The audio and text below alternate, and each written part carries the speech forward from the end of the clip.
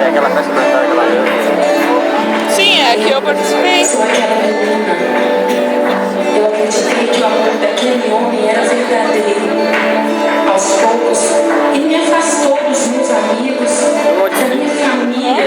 E eu pensava que eles não gostavam do nosso relacionamento porque não queriam minha felicidade. E eu entreguei a ele tudo que eu tinha de mais precioso. Até o dia em que descobri que eu não era o grande amor da vida dele.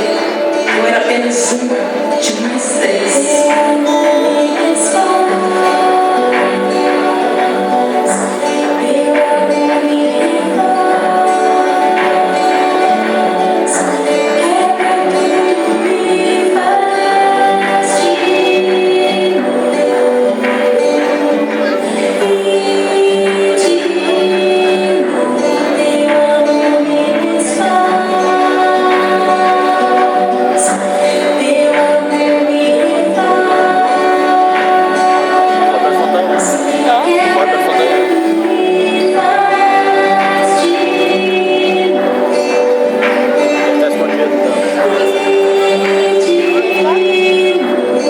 Passando uma hora pra lá.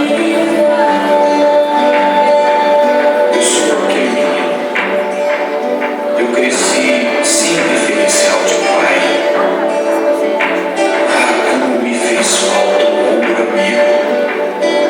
Alguém importante que pudesse me ensinar aonde ir.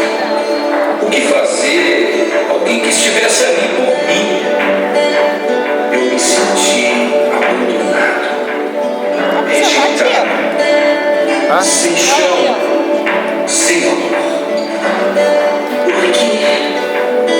Por que comigo? Eu era tão pequena. Essa parte era Por que ele me tocou assim? Eu me senti tão suja,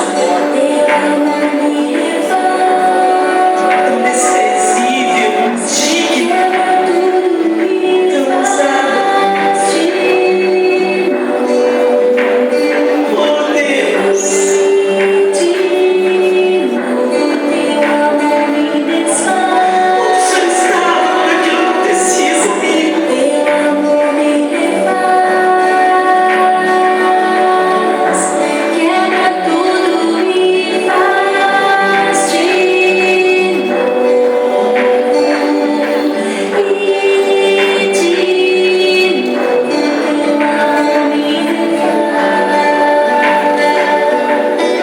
Eu sou aquela mulher.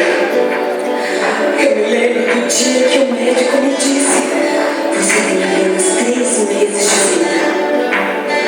E agora? Meus sonhos, tudo que eu construí, o que eu fiz para merecer tudo isso? Eu sou aquele homem muito religioso. Para mim, tudo tinha que estar perfeito. Na minha casa, todos tinham que andar na linha. Eu era muito rígido comigo mesmo.